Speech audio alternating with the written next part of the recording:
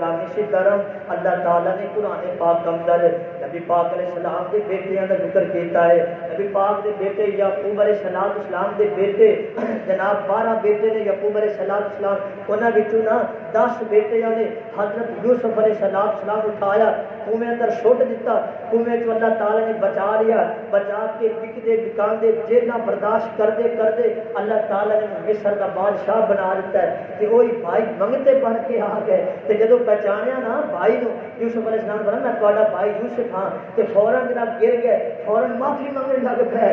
تے حضرت اللہ دے نبی یوسف کی کہتے ہیں لا تسریب علیکم الیوم, اے میرے بھائیو جاؤ, میں موسیٰ نے میں یوسف نے تمہیں معاف کر دیتا ہے, میں بھائی نے تمہیں معاف کر دیتا ہے. یعنی بھائی ادھر مہربان ہو جائے, بھائی نے سلوک کے کیتا ہے, کنویں اندر سٹیا ہے, مکمل طور پہ قتل کر دیتا ہے, وہ دے بدلے اندر بھائی نے کی سلوک کیتا ہے جب اللہ کے اللہ کے رسول نے حکم دیتا ہے لا تسریب علیکم الیوم.